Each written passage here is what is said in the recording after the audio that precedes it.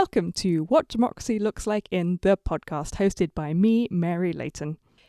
This week I am re-releasing all the interviews from this podcast in their full-length versions. This is in preparation for the last episode of this season, which will be an interview with anthropologist Nicola Sharratt on democracy in the United States. Nicola is a dual citizen of the US and the UK, and you may remember that she was one of my first ever guests, talking about democracy in the UK in Season 1. Well, she is back to round off the end of Season 2, so look out for my interview with Nicola on democracy in the US coming later in December. In the meantime, you can enjoy this episode from July 2024 on what democracy looks like in the Philippines. Hello and welcome to What Democracy Looks Like in the podcast, hosted by me, Mary Layton. We are the kitchen sink version of a political podcast where ordinary people from around the world tell me how democracy and elections work in their country. Today we are visiting the Philippines. My guests are my colleague Jackline and her boyfriend Jabs. As you're about to learn, they come from quite different parts of the Philippines and therefore they have rather different opinions. Jackline's family, interestingly, includes several former politicians, which makes for a really interesting conversation, especially when we get to one of my favourite podcast topics, what voters think about corruption. As always, if you enjoy this podcast, remember to subscribe to the series and share it with your friends. Anyway, enough of all of that. Let's hear what democracy looks like in the Philippines. I'm Jackline. So I come from the Philippines. Mm-hmm. Well, I lived in a region called Central Luzon, which is like North Manila. I come from the province of Pampanga, so we have this whole other dialect, Pampangan. I would say in the Philippines, and this is, I cringe saying this, but in the Philippines, I would say I come from like middle or upper socioeconomic class. So maybe a lot of my perspective would be coming from a place of privilege. Yeah, since I immigrated to the United States, I don't really identify to that class anymore. I mean, and how long have you lived in the United States? A year and a half, I would say. Just say the year 22. Yeah, I immigrated November 20. I've like my entire career, I've been working in the United Nations system, the UN system. So I always thought that was going to be my career, and sort of I would be living in different countries. Yeah. So yeah, I learned about having the opportunity to immigrate here with my family. So it's a whole new life for me. Yeah. And how about you, Jabs? Yeah, my name's Jose Angel Castro. So Jabs like a nickname. We Filipinos always have this like nicknames because and I grew up in Manila. In terms of class, I feel like we're middle class, but I was like, because my parents prioritized education, so they provided me with like an upper middle class type of education. So I was growing up at school with upper class society. Yeah, interesting. Yeah. And then, but like my neighborhood is like middle class to it's between lower middle and upper middle class in that neighborhood. So I got like really variation type of social. I feel like different social classes. That can be quite confusing. Yeah. Cool. Yeah. Okay. So I always like to like jump right into the middle of things and start with like, what is the basic organization in the Philippines? So you have a president, and then what are the other levels of government, just to really like ground us in the basics, right? So I'd rather go small. Go small. First, then big. First, okay. Because that's what I know. Or like I know the smallest ones. Go for it. So we have this called barangay. So my city is different. We live in a small subdivision, and then our street has a barangay, which is like they're like at night there would be like tanod. So help me out here. Like so okay, I think a barangay is basically a unit with that is composed of, there usually is like one church, a little marketplace Yeah. and a couple houses. Yeah. Like about a 50 to 100. Like it like Spanish style. That's how they do it, right? Yeah, Like like they that. put the That's a church. small unit. Yeah, like they Like- put a church in the middle, and then Okay. I guess like progressively it turned into. But in my city, in my town, it's one street per barangay. But normally it's supposed to be like, if you have that one church, maybe that circle that around it, that should be like the whole barangay. Oh, okay. Right. Okay. Yeah, that's how it was for us in the province, but for you, it's Yeah, the street. just like my specific town, it's just one per street. Okay. Okay, so that's the smallest one. So you could imagine there's one, and you elect them. That's why I'm saying that. Oh, I So you see. elect them. Right.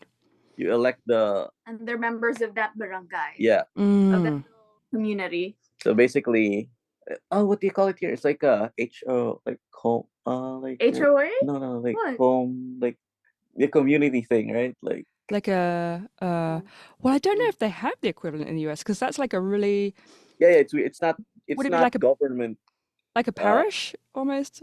No, what would that be?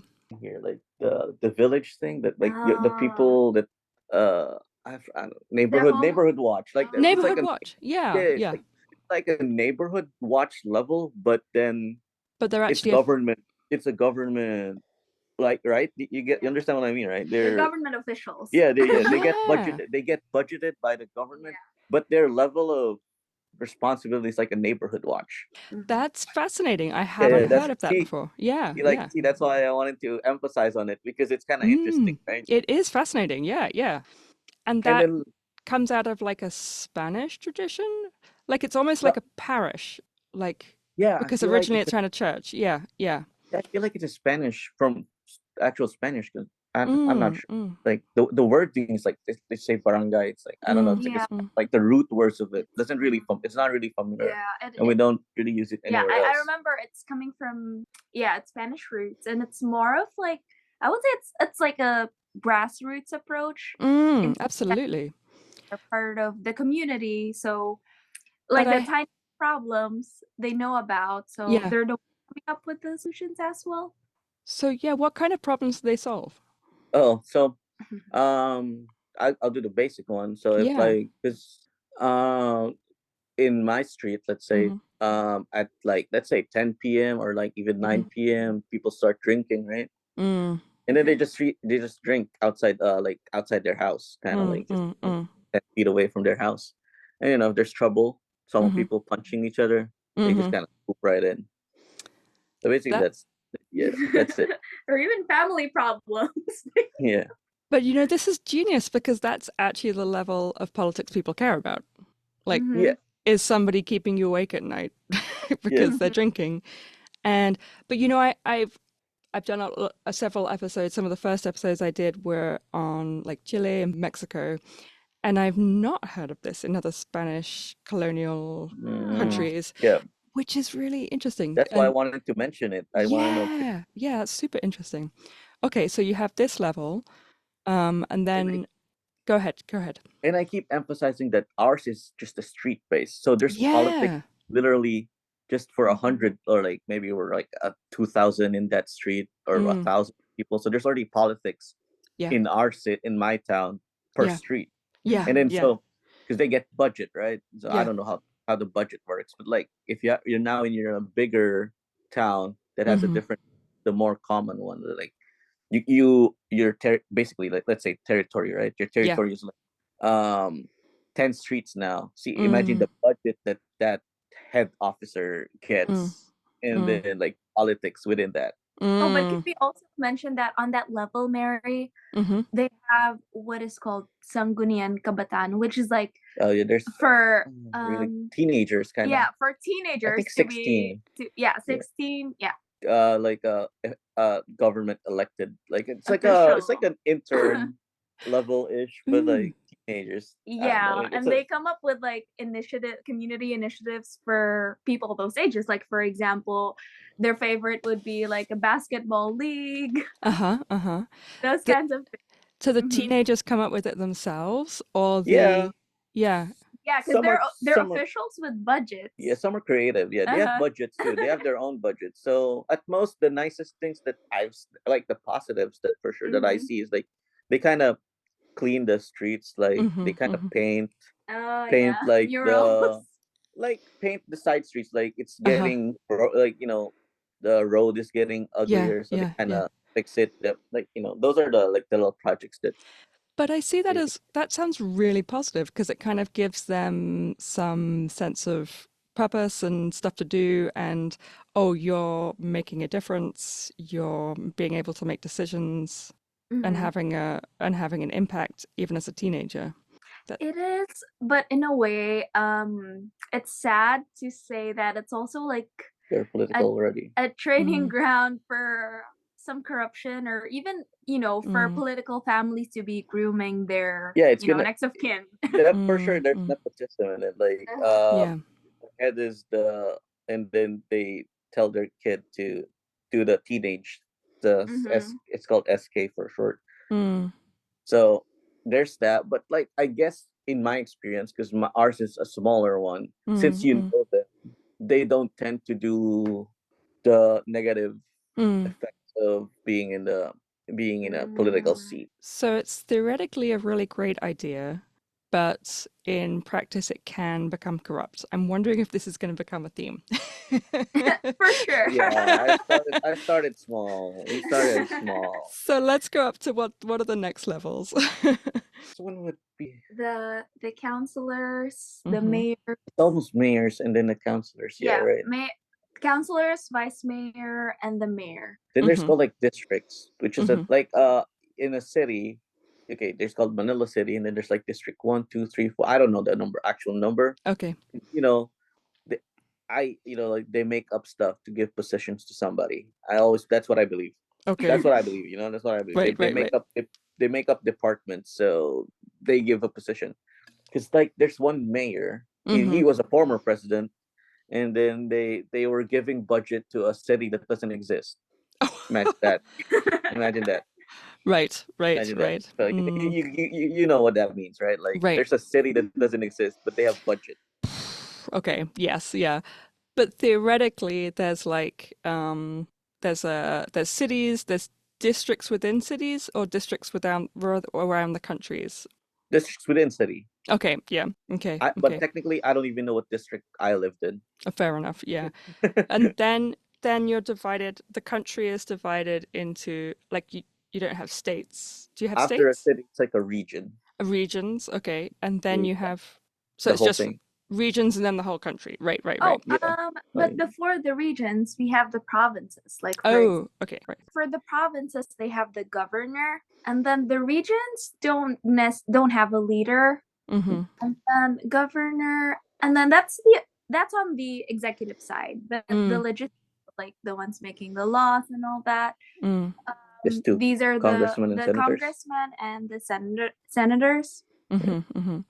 Now and from the way you're describing Congress and Senate, that sounds like it's very much based on like a US system. So you've got President, Congress, Senate. It's not like a parliament, right? Now, from what I was reading, you have just a president. And it seems like, in some of the countries I've looked at, we've talked about a president who is basically like a figurehead. So it's kind of like a king or a queen. They are an official head of state, but they're more like a figurehead. They don't really have any power. And then you have a prime minister, for instance. Now, you have like the opposite, because you have like a president who does have all the power. Yeah. And it's one person. And there's, from my understanding, there's nobody underneath, right? There's like just one person who has all the power.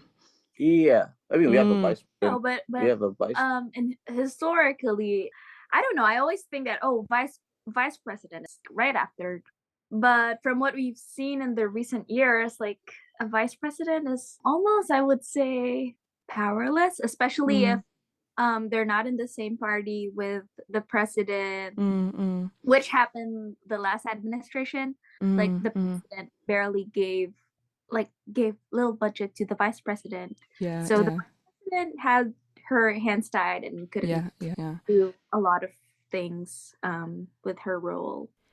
So Quick interruption here. At this point, I asked my guests about the history of the Philippines, and we went down a very deep, super interesting, but totally off-topic rabbit hole. In the interest of time, I've edited it out, but Jackline is about to give you a comically short recap. If you're interested in learning more, I'll be adding some resources to the Democracy in Podcast blog. I'm very bad with dates, but basically, yeah, Spanish, Americans, and then we went through the Japanese people. like and the World War stuff. Mm-hmm. I don't know much about but that. But we would fast forward a bit to 60s or 60s. Marcos. Yeah, Marcos it is 65 maybe. Let's just say they're 60s to 80s. But yeah, but before I deep dive into that, Mary, and I've watched a lot of like historical dramas, read books about the Philippine history, but what they would say is their biggest flaw as a nation, which resulted to us never really attaining independence or democracy. Yeah, is that somehow we have a flawed sense of nationalism. Like we are very family oriented as people. The thing is, we value our family more than our country. That's the narrative. Interesting. Yeah, that's always the narrative. Like, for example, if there's this nationalistic general or politician who's a Filipino, but he would be promised by this powerful country that I would protect your family, I would protect you from this war, then they would easily give up their country for their families. Oh, that's really interesting. So that's the kind of narrative you get in like historical dramas and fiction and everything, that you'll always not betray, but give up your interests of your country if it means saving your family. Like it's like sense of nationalism.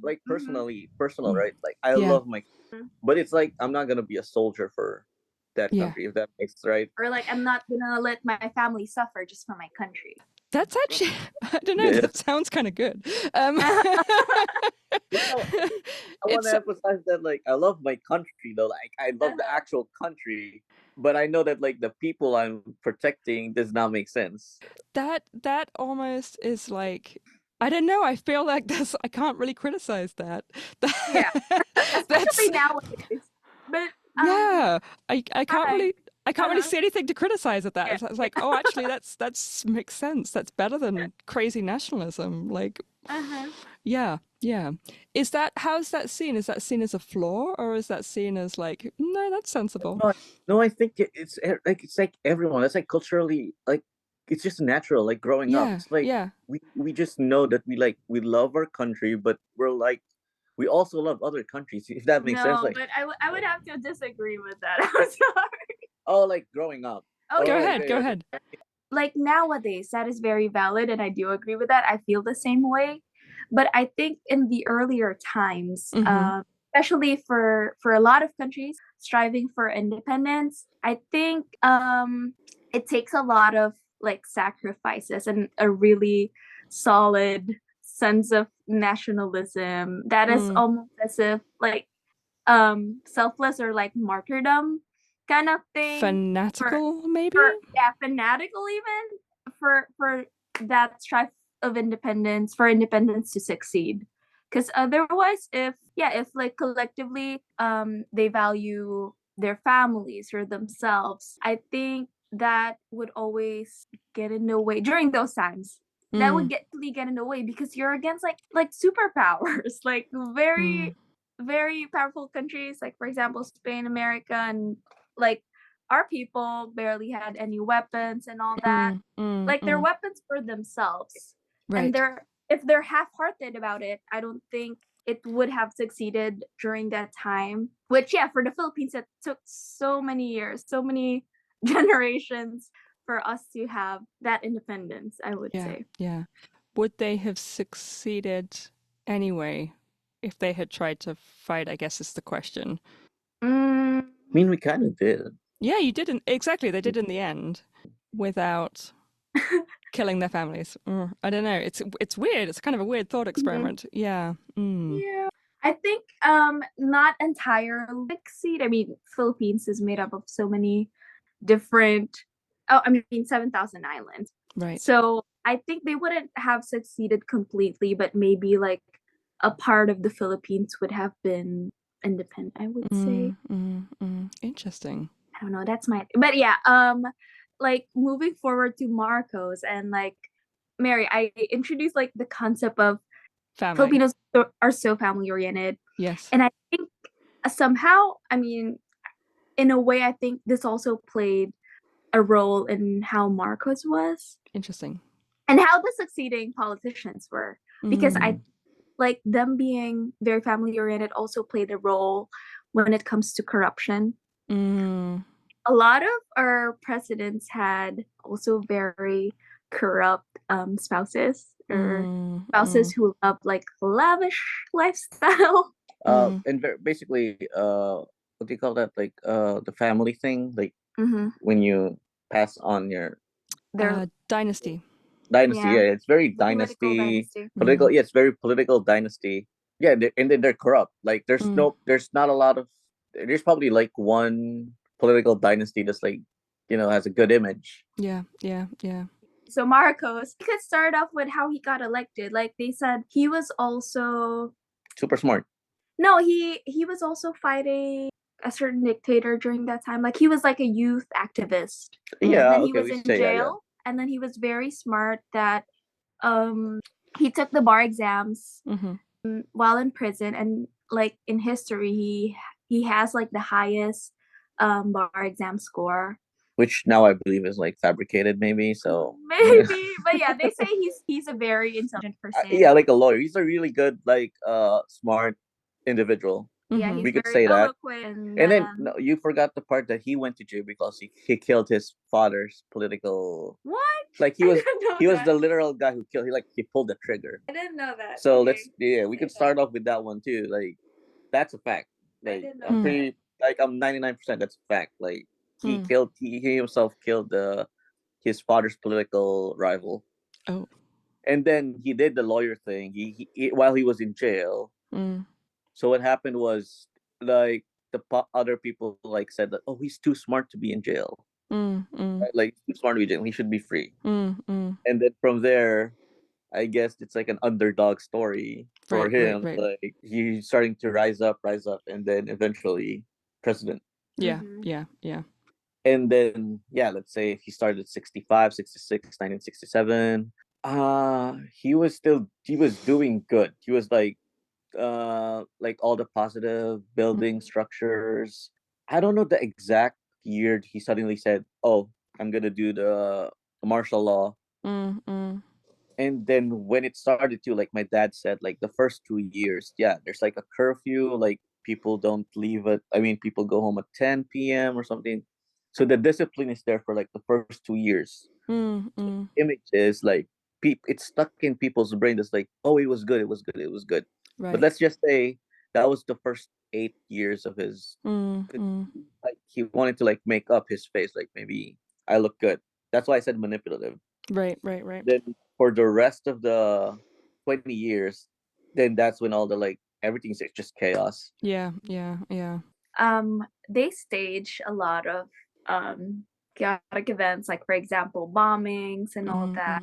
Oh yeah, that one too. Yeah, that's true. To justify that the country had to be put under martial law. So he was manipulative in that sense too. What his downfall was, his friends and his wife. Wife wanted to be like the richest, most popular girl in the world. Not just that. They wanted to cling into power because a lot of people said, and even Imelda Marcos said that she was like a fanatic of the royal family. Oh yeah. And wanted to be like her royalty. Like she would dress with crowns and like all these jewelry, beautiful dresses, shoes. So in her mind, like, I want things to stay this way. Like we should be perpetually in power. Yeah. I guess that's the start of the downfall, when the wife, the first lady, wanted to be a royalty level forever. Yeah. And then my understanding is then their son is now. Yes. Okay. So this is, given everything that happened then, how do you understand the return of the family? Oh my god. I have so many things to say about this. Go ahead. Well, so basically, like, well, not the present yet. Like from what we've known of, we call him Bongbong Marcos, Marcos Jr. That's called Marcos Jr. So we get Marcos Jr. Yeah. Okay, so Marcos Jr. When his father was the president, he benefited a lot from it. He lived like a kid celebrity. Yeah, he lived like the a kid celebrity. Like a kid celebrity. If he wanted to meet the Beatles, he would, like, hey daddy, do this, do that. All these parties. He said it. Did he? Okay, this is another issue because they say he really didn't study. He didn't really graduate and has this diploma from Wharton. Is it like Oxford level? Yeah, no, Oxford and something along those lines. Yeah, but yeah, he was sent abroad to study, but instead he just had this lavish we could say he did not study. Yeah, right? He didn't study basically. Yeah. Well, in the past years, was he a congressman? Oh yeah, he kind of stepped up, like, from the ranks, right? Like, there's you remember, like, there's congressmen, senators, and then and he stayed in their province, Ilocos, which throughout the years, despite everything that happened, they've been very loyal to the Marcos family because that's where they came from. Can I cut you off of it? Yeah. So Manila's a bit in the middle, right? And then the Marcos family is, like, let's say north. Like 12 hours by car north of Manila. Yeah, let's say just north direction. So he stayed, like, in the part of the country that was still very loyal to the Marcos family. Yes. Yeah. And I just want to mention that Jackline is, like, also, like, in the upper north. So the family members that she grew up with would probably have faith in the Marcoses too. Like, is that correct, Jackline? Yes, I think because here's the thing. Even if we're one country, like we're still somehow divided by regions. Of course. By regions. And then it's very common for people to be saying, oh, if the president is from the north, like our region would highly benefit from it. Right. And I think it's not just like the benefits, like the normal people, like I think it's just like the pride thing. Right. Of course. Yeah. This is from my neighborhood. I think that's like the factor in it. I mean, but aside from the pride, like, I don't know, for my parents though, it's more of like, the president would give more budget for which would result in more infrastructures, projects. And I think in a way, like, the Marcoses also favored during their time the Ilocos region. They wanted to keep the loyalty to where because they built all these what do you call that? The windmills that would supply the electricity. All the projects are in that area, so they have a pride in that area. So in a sense, people like your parents, Jackline, would recognize that more benefits would come to them personally in that region. Yeah. And it wasn't just like, oh, we wish they would or we hope they would. It's not wishful thinking, kind of it would. Yeah. So that's why I just wanted to mention that background between me and Jackline, because we have the same political views, but I know that sometimes, like, she knows someone that's, like, kind of personal. Of course, yeah. And then like she has a different view of probably someone, Yeah. Oh yeah, because there's this. Okay. Let's later. Okay. No, say it. Tell me. No, like, very quickly, and this isn't very interesting, but there's this president. I think two presidents before Marcos. She's from Pampanga, and she really was our family friend.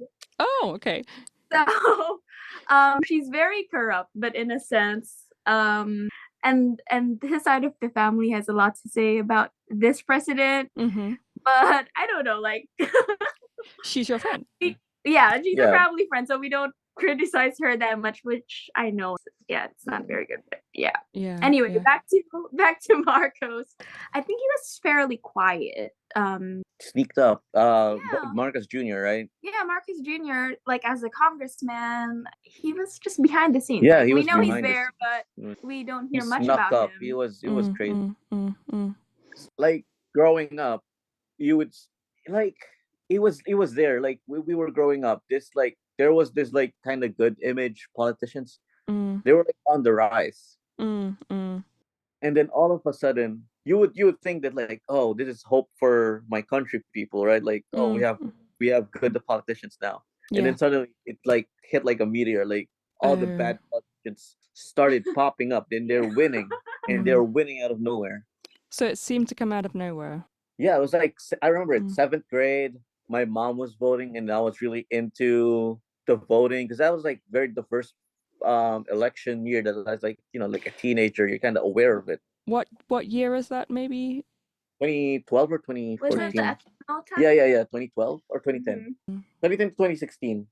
He was the president for 2010 to 2016. And this is Aquino, which is like the arch rival of the Marcoses. Mm. And then he had a good image, at least what I know, like what we would say.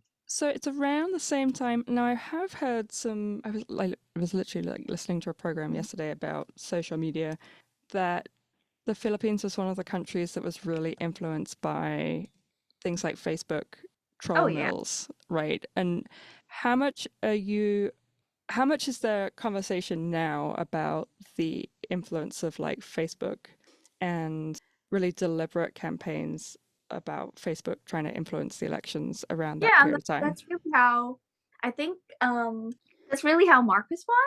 Yeah. And I think they knew very well where to invest their resources, which they had a lot of resources. I mean, they didn't really get to return everything that his father stole from the Philippine government. Because it's interesting hearing you say, like, everything seemed to be fine and suddenly they all popped out of nowhere. And then it's like, oh yeah, in 2012. Right. Yeah, I think, around, because 2016, that president ended his, the good Aquino ended his, he was going to be replaced. And then there were really no good candidates. And then that was that Duterte, the doubt. Do you want to hear my perspective about that? Please. Because Aquino and then Duterte and then Marcos. Okay, so like a super quick refresher. Like Marcos was a dictator, and then basically there's this activist, Ninoy Aquino. He was exiled, and then he already lived a good life. He already lived a good life in the U.S. and then came back to the Philippines, and then at the airport, the tarmac, the runway, he was assassinated, and then he died, and then that sparked the revolution. So that's how the Marcoses were out of the country because of that revolution, and then the wife of Aquino, like Cory Aquino, became the president of the Philippines. And then when did and then that Cory Aquino, when she died in, what was that? 2020, before the campaign, or 2009 or 2008. She died of I think cancer. Yeah, probably like but like her funeral, it was like another like a revolution once again. Or it's like they just really celebrated her death. So like, the streets are closed. No school or classes, probably something like that. They put on like the yellow ribbon, which was their color, like the color theme. Rose to popularity again, and then that pushed the son to run for president. And he's already a senator, by the way. And then he was aiming for something so big, like he wasn't aiming for anything crazy. Right. But my family is not very much. We're not against the Aquinos, but I would say they weren't very charismatic for us. Like, we know they're good politicians. Like Noynoy Aquino was the good president, but you know how everything was just good and bland in a way. Like, he was the traditional politician, but basically the economy was doing well. Like, everything was fine. and then somehow the masses were tired of like the goody good image that they feel is out of touch from their realities. And I think that's how Duterte won. His campaign was just drug on war. War on drugs. For like, when you think about it now, like after his 6 years of being in, the Philippines is not known as a drug country. It's not like Mexico. Like there's no cartels. Drugs. There is, of course, there's normal people who do drugs, but it's not like cartel. It's on a small scale, like poor people using drugs and then they get killed. But like a lot of Filipino masses were so happy to be seeing like something iron fist ruling for some reason. Like criminals are dying, some people are dying, like something is done. They did the campaign work. The campaign worked, but then when you look at the 6-year run, it did not make sense actually. Like Yeah. And that was part of the propaganda campaign that didn't actually and then let's just add the little bit of like at the end of his Duterte's presidency, it was the COVID years. So every donation, every budget, every emergency funds, just keep it in his pocket or something. So much. Yeah. And now there would be like COVID. I don't know how he gets away with it. Like he gets away with it by, for example, there's like a press conference. He would cursing the entire time. It didn't even seem like he was sober and press this. So he got away with it by being and then he had the same like when Trump was in the seat. Remember how Trump was like with the face mask, like, oh, just do this to the face mask. Duterte was also the same, like put gas oil on the face mask or something to sanitize it, something like stuff like that. Theatricals, theatrics, yeah. So Jacqueline, you were also telling me before, because I was thinking about who else is involved in politics, right? And you were mentioning religion when we were discussing this earlier. So I wanted to jump in and say, tell me about the role of religion in politics. Just to send us in a different direction. Right? I think it's not as crazy the past 2 election years compared to, let's say, previous one. That's just my go, Jacqueline. Okay. Yeah. Well, since kindergarten, I was in a Catholic school, and in a very progressive all-girls Catholic school ran by Benedictine sisters, and then they would send us out in the streets to do rallies. To push for certain causes. Okay. But they were also very conservative. No, they were gravitating towards the Aquinos. So we were very supportive of the Aquinos as an organization. The Aquino? What's the rival of Marcos's? Yeah. Oh, sorry. Yes. Yeah. Okay, great. I think they were very supportive of them, and so were other religious people, because for sure they want like a politician that would align to like the Catholic or Christian values. So for like the Duterte and Marcos's, like obviously even in like a priest's homily or what is preached in the church, it would obviously be against these politicians, and they're even more vocal during like election time or like election season. But yeah, I would say primarily how church is affecting our government, or like the role of the church and state thing. I think we're not able to push for like reproductive health laws, like abortion, divorce, because there is really a campaign against those things.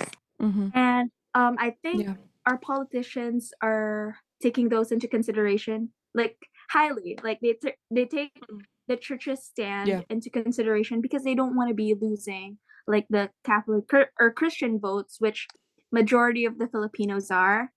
And I would also just like to mention, what is Iglesia ni Cristo? It's just it's a Christian religion. It's not Catholic. But there's a lot of them. Yeah, a lot of members. I don't know how many. I don't know the percentage, but I'm sorry. I want to say it's a cult, but yeah. No, say the name again. It's like it's a Christian church in the Philippines. There's a lot of them. Yeah. But what's interesting is they do block voting. So before election time, like politicians would approach or do meetings with their religious leader, like the head of the Iglesia ni Cristo, and they would try to sway them into endorsing them, because every single member of that church would have to vote for whoever is endorsed by their leader. Interesting. Yeah. So, is there an official religion in the Philippines? I think officially no, but like Right. 80, But the 80% majority is Catholic. Catholic. Is Catholic. And are there any official things in the Constitution saying that there is a separation with church and state, like in the United States, or there isn't? I don't know. Yeah, but there is effectively like a working. That's We what I will want. do what That's the what I church want to says. add in terms of church wanting to Yeah. like to insert their thoughts with the politics involved. I think it's just mostly like abortion, reproductive stuff, and divorce. Basically, those are the ones that they just want to get into. So they have influence. Definitely, they have influences. But like the actual laws, it's not like there's. It's such a.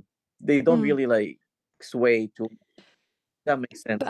And how do people feel about that? So is it considered controversial that religion is considered part of well, the good side law? is, I think, for example, religious events, or even just religious, for example, like Holy Week, the Holy Week. Yeah, they're part of like what we call federal Easter's, holidays here. like Easter Sunday, the 3 days they're before. official holidays. And then what else? Oh, I think what I forgot to mention about the revolution that overthrew Marcos, the church was highly involved in that. Like the nuns, the priests were out in the streets. Yeah. It was the priest that called out the people that like let's start rally. Yeah. Okay. Yeah. So the church was actually involved. Yes. Directly, as like I've said, the part of the actual revolution. laws, they don't really. It's kind of weird, right? I can't explain it. They're involved, but not in the actual laws, unless it's divorce and abortion stuff. So I think maybe what you're describing is they're part of society rather than separate from and judging things as part of the law. And then interesting. It's just like if I want to go like continuing to the Marcos Jr. The fascinating thing about him is Duterte was like let's say corrupt, and he was so corrupt. And then Marcos Jr. I would expect him to be corrupt and like probably a more negative person. What happened is for now it's like it's his second year or third year in presidency. It was just more. It's more like right now clearing up just his dad's name, their legacy, rewriting. That's about basically as bad as it gets. It hasn't gotten worse. But he's a lesser evil. Yeah, just a lesser evil than the previous one. But something we forgot to mention to Mary was a really huge problem that, aside from corruption, that Duterte created. That's even like a matter of national security. Yes, this one's crazy. He basically seems to have been selling us off to China. Like, for example, under the arbitrary laws, like certain parts of the West Philippine Sea. At the start, it's just the fishing industry. They're officially declared as ours. Like, imagine it's just like less than an hour off the Philippine shore, and then China would say that is ours. So yeah, it started there. China, just from the news that I know, they started with like. No, and wait, I'm in the Philippines. So when I was working in a place called when I was working in Manila during the time of Duterte, suddenly, Mary, like there were so many, not just many. Like I don't know how to be explaining how much Chinese people were going to our country, that they were establishing. Like imagine when you're in a city where there are more Chinese people, or like you're in a place where there are more Chinese people than Filipino people. And then I think the way that they would arrive in the Philippines is somehow illegal, and they would establish what we call as pogos, which are like offshore gaming. This is one of those things that I said earlier, that like they make up Department of Health, and then there is this one, pogo, which is offshore gaming. Which is right. Yeah, gambling, which is a valid government agency. But then it got infiltrated with.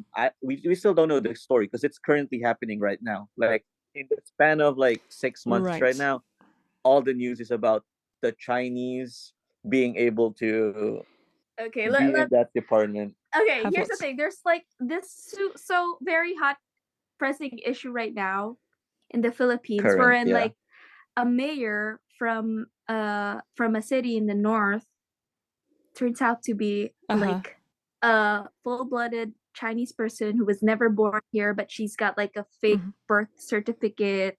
Oh, weird. So that kind of level of she's corruption. Chinese. So she seems to have infiltrated the country. Yeah. So I'm always interested in, when we talk about corruption, what kind of corruption we're talking about. So it sounds like in the past it was the kind of corruption of, oh, we're going to steal all the money and we're going to buy handbags with it, right? Yeah. Kind of like blunt, like we're stealing the money. And we're not going to build anything for the country, and we're going to shoot our enemies. And this sounds more like a kind of less, almost like less obvious corruption. It's more like we're selling resources. We're doing things to the country that don't appear quite so obvious, but we're changing relationships in a sort of geopolitical way that no one quite understands.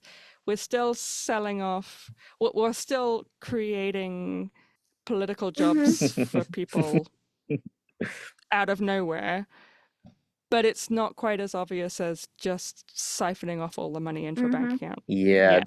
But right now, no, because I mean, I'm so in. But I also want to say, so one thing I always find really interesting in these conversations is when there's corruption, and I've talked with many different countries where there is a very high level of corruption. So Mexico and Italy, for example. What is often the thing that causes people to despair is the fact that things don't get done in their daily life. Now, the organizations at the very local level, the reason I'm so interested in them is, if there is this level of corruption at the national level, do people still feel that daily life works? Are you still able to actually get things done? Like, if you're going through your daily life, is the level of dysfunction such that people feel hopeless? Or is it enough that, like, can you carry on doing business? Can you carry on getting stuff done? Do houses stand up? Like, do trains run? Kind of Different stuff. levels of corruption, right? We gotta break it down. And from which is, I'm always interested in, like, what's the actual, people just say corruption and then it's just like, right, oh, what exactly. is it? I have concrete examples of what it is, from small scale to big scale, right? So if I just give you a quick example of corruption in the small scale, let's say that the one in our street, the barangay, this chairman, the head of that town, needs to do this. He just knows someone. He has budget, and he just wants to do a task for this guy. Oh, just give him $2 and he's gonna do it. Yeah. And then it's off the books, right? Right. That's a small corruption. And then it's like, it's just $2. So you're kind of like, it's not a corruption. Right. You're just giving $2 to somebody. And then we go to like the middle scale. Let's say, I guess something that affects your life. But it's like every day now. It's like there's a auditor. There's an auditor. He's a government official. He's gonna go to a pharmacy or something. Like, did you do your job? Did you do your job? Yeah. And then I'm in this private company, and I have an auditor. I'm gonna give him now $200 now, higher, because he's a give. Sometimes it's just even food. Just give them food. That's a form of corruption. Yeah. And then if you're asking if individuals are still living, that's how they live. The smaller people just take like $2 to $10 amount, and then they live. I have a lot to say about this, because somehow please go ahead. I'm coming from a family of politicians. Like, two of my grandfathers were mayors and that, and like my uncles presently. I would say the Philippines had been so desensitized about corruption that it's normal for us already. People just want to see something. Like, for example, I don't care if you corrupt some money from building that bridge, because we know it's going to happen anyway. So just build that bridge. So that's how a lot of Filipino people would feel. And I'm not saying, well, okay, I would say I asked a lot of my family members about corruption since they were public officials. They're blinded. I'm telling them, "Ugh, I hope you're not corrupting, but I know that you are." And they told me that even if you come into politics wanting to be righteous and not wanting to corrupt, you're not gonna stay. Like they're gonna get you out. So somehow people, like, for example, you run for counselor, the mayor will be forcing you to accept the dirty money. Otherwise, if you don't cooperate, they'll do everything to get you out of your position. And then corruption on a large scale. Well, I lived in Manila. I worked in Manila. And Manila is very small. Like, it's gotten to a point wherein it's normal for an employee to be taking 4 to 6 hours of their day just trying to get, like, just with the public transportation, because like lining up for to get into the train, it's kilometers long, and when you get there, it's, I don't know if you've seen those videos wherein people will try to stuff themselves in the train, and I've experienced that. Like, even like an inch of my head, I couldn't move, kind of thing. I think Marcus, just putting it back to Marcus, I think Marcus won, and somehow people have been looking past what like Ferdinand Marcos did. It's because they see something tangible. Like, for example, they would always say, oh, this train that we ride into now, or like benefit, this was like a Marcos project. It didn't used to be like this.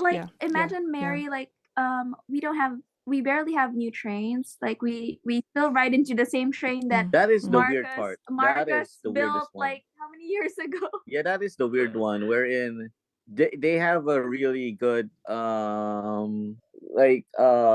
propaganda to say that Marcus is actually good because he actually built them, and then there's no new ones. There are no new structures to say that, like, oh, this president built this, which is weird. Exactly. Yeah, I guess it's the equivalent of, like, well, I'm thinking back to the little small bribes, right? The little small bribes, it's a difference between you have to pay a bribe, say, to have a bridge be built, and then you pay. Well, let me phrase it this way: you pay off the inspector to not inspect the bridge, and then when there's an earthquake, the bridge falls down. Versus you pay off the people bringing the building equipment, but the bridge still stays up, right? In some countries, the problem is that you're paying bribes and then everything falls down and no one can trust everything and everything's dangerous. In other places, you're paying small bribes, but things still stay up when an earthquake happens. That makes actual problem. Right. And it's kind of like, for thinking about when people think about having to pay small bribes, like it's an extra fee, right? Is it something that's resented and seen as leading to bad results? Now that you've mentioned or it, is it just... it makes sense because the politicians, a mayor or a lesser officer than him, they just want to make a project. They just want to do the bare minimum, and they say they did something, and then when they do, that's like a check mark, right? Like, do this, and then they're all bare minimum. Now we could say that we did something. All the money, you placed such a small amount of money to do the project, and then you keep the rest. Okay, so I do want to very quickly, because I do it, we're really nearly out of time, but because I do it in every episode, I want to just talk about the voting process. So very quickly, let's go through. How do you vote in the Philippines? Do you vote every, like, is it compulsory voting? You could choose not to vote. If you want to, you would have to get yourself registered. I think it's only the past 3 elections that it's automated. Before, it was a whole it was manual. And then you would shade like a ballot, and then it's done per, but like the tallying. The barangay does that. The tally, it's... Hang on, When you say manual So versus before, it's automated, really what do you mean? manual. Before 2010. when Before you would- 2010. You would write who you would want to vote for. You circle it, like shade Yeah. it, and then they will count it. Oh, so it's paper vote But versus even electronic voting, you mean? electronic voting, you still somehow, you know, those Markers or those something. exams that we have that you shade and then it's put in into a Oh, what do you yeah. call that machine. Yeah, Pico's machine. Yeah. Oh, that was also like corrupted. Yeah, but anyway, before it was manual. Oh, okay. Wait. Go back. So hang on. You're getting ahead of me because, like, okay, still in the UK, we still have a piece of paper you put a cross in. So, you know, you're jumping right ahead. So you used to have Before 2010, a piece of paper before 2010, and you would fill in a bubble sheet. That's what it's called, right?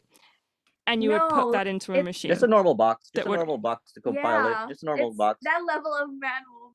And then remember those Okay. barangays or the town, like neighborhood watch people. Yes, yeah. Basically they're the ones who counted. No.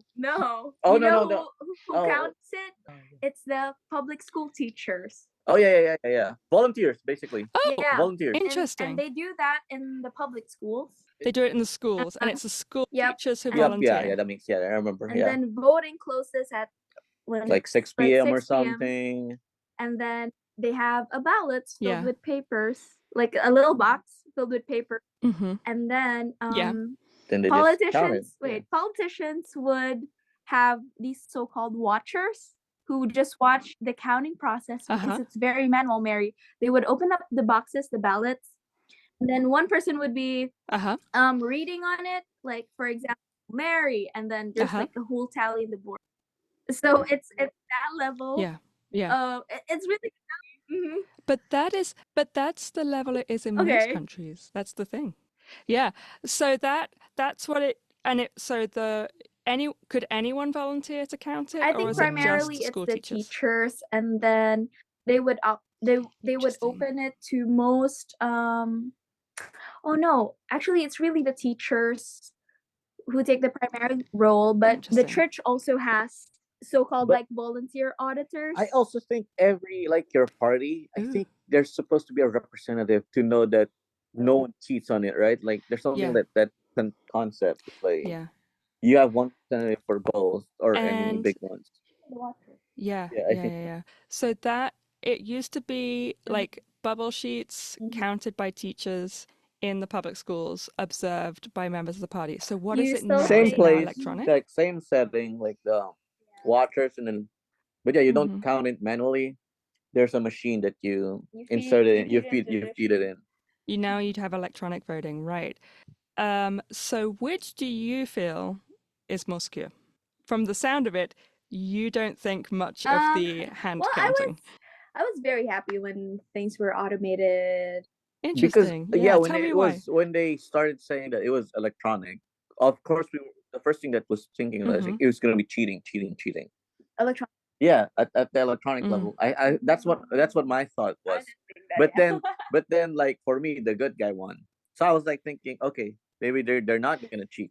And then, interesting. So when you assumed it would be cheating electronically, but then when the person who wasn't the bad guy won, you assumed, oh, maybe it is trustworthy. But Jacqueline, you had the other perspective. I guess I trust technology, and also I wanted it to be automated because in the Philippines there's still a lot of election-related violence. So I guess they would really what kind of thing? Those teachers, especially in parts of Mindanao, or rural parts of the country, where they would really go to the location, threaten those teachers, like a mafia kind of be intimidating kind of level. Yeah. So for me, like making that electronic, it somehow puts the load off those teachers and makes it safer. And I feel like it's a different every place in the it's really because I wasn't there to vote. I just know you never voted in the Philippines. I could vote, but I never voted because the nominees, like the ones who are elected, are like I just didn't like any of them. Mm. So Nope. you've never actually voted? I should have voted the last Interesting. one. Yeah. Because I'm here, but I could have gone to the embassy, but I just didn't realize the process. Mm. I should have voted. Yeah. So in the past, there has been intimidation of election workers. Do you know what happens to the ballots after they've been counted? Either electronic got or double paper The electronic versions. ones or so there's an auditing process, PPCRB. Mm. There's two there I think there are two different bodies that Oh, here. Mm. There's like an auditing group, which is, by the way, a Catholic, or it's from church volunteers, or what's called the Interesting. parish pastoral council for responsible voting. So they do the auditing of the ballots. But I feel like there's also another one. I feel like there's I feel like there's another party. I'm just guessing here. I think there are two parties. And then the other one is like what, the Commission on Elections? Yeah, I think so. No, but the Commission on Elections, they're really like the branch of, they're really the government agency taking care of the whole election process. So they're not like an external auditing. I thought they're like considered the external already. Then I guess Yeah, it's the church that is somehow auditing or safeguarding the electoral process. So the church is really considered quite a trustworthy organization within this whole process, trust the by the sounds church of things. in that regard. I would. Yeah. Because if they find there seems to be discrepancy, Go ahead. the ones who are sitting anyway, it's not like they're gonna say, "Oh, we don't believe the church," or at least, we're gonna believe the church, and then we're gonna change the ruling." It doesn't even work. The church will just say that like that what they found out, that's like, "Oh, that's wrong," but nothing happened. Yeah. So, how much would you say people actually trust the process? I would say I did. I still trust it. I don't trust it anymore, and here's why. Okay. Yeah, the last one, right? I know I was hoping for the other candidate to win last election for president, but I would say I really didn't trust it because I couldn't forget this moment wherein this was, I just finished voting. It was, and then here's the usual scenario in the Philippines during election day.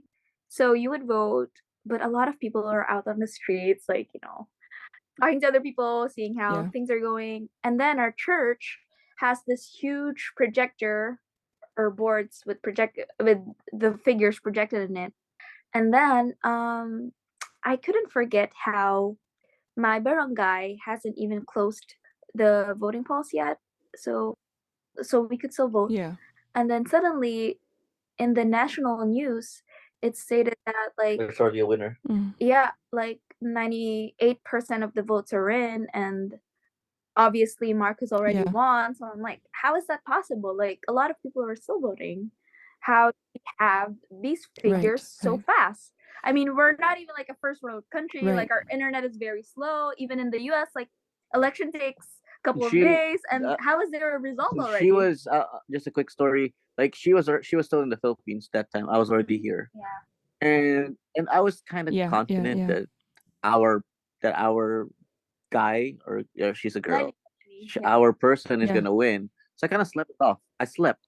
Yeah. And she woke. No, I mean, she was one of the first few messages, and then she was like really sad, like, because I was like, I woke up, I'm like, oh wow, she really lost. And then it was like a landslide loss. I mean, I expected if she lost, it was like 60% to the other guy, 40%. It was like a 90-10, which did not make sense. But so how usually how quickly do they announce the result? I mean, if it's paper ballots, presumably it takes a while to count them. Maybe you're gonna see like a good definite. No, from the past national elections, if it's a national, meaning like senators, president, it takes more than a week, even like a week, clearly a week. But the next day you could kind of see the percentage. It's like if this guy is winning, like, she gets 70% of the votes, and then the other guys. Yeah, but it slowly comes. It not slowly, like instantly 90% of the votes are in. Yeah, like what I've said. That's why I kind of slept off of it too. Like, I was like, if I woke up, it's not yet over anyway. So, and then but Jacqueline, you were seeing it even as the voting hadn't ended yet. And the then, polls were still open. let's say you could right? vote at 9 a.m. It ended at like 3 p.m.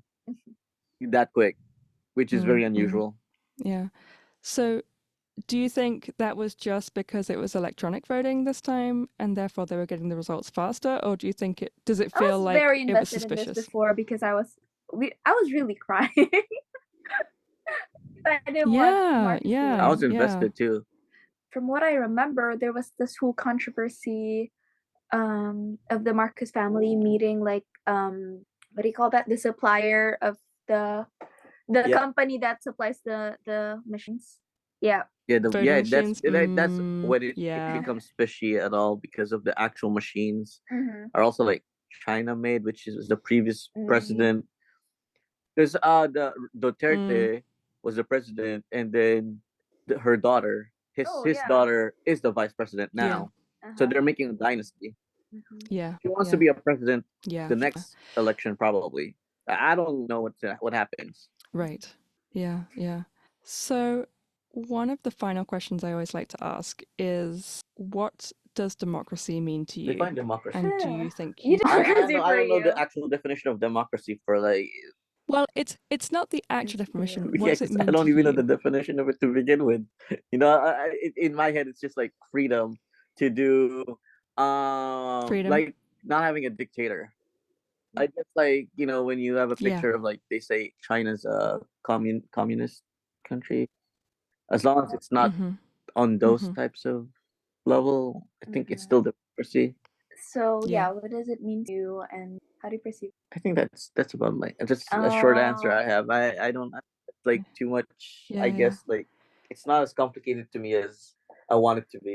Yeah. What about you, Jacqueline? What does it mean to you? And well, do you from my think you live in a experiences in the democracy? Philippines, I would like to believe we were living in democracy, but reflecting about it now, I think we were, but on a very surface level. Like, okay, this is a democracy, but in a sense, we're not, because we're stuck in the same system, same political dynasties, and in a way, we're stuck in our lives. Like, when I look back in the Philippines, I already come from a very privileged background back there, but somehow you're stuck in a system we're in. For example, like, you can't, like, you've worked for 6 years and you still can't see yourself buying a house. Yeah, right? like the living wages. I mean, I know that each person here has, I mean, each country has their economic problems too, but in the Philippines, a lot of things are very unattainable. Like, even like going to a grocery is quite tough. And I was making like what a lot of Filipinos feel is a really high salary, but I could. She would say like I believe it, like she relatively would probably have a high salary compared to other 20-plus-year-olds there, but you don't still see buying a car. You still don't see buying a house compared here in America, right? Like, you could work 3 years if you're not loans or anything. You could probably buy a house or something. And the only option left for so many Filipinos to be out of that cycle of poverty is to go abroad, to live, to be away from their families.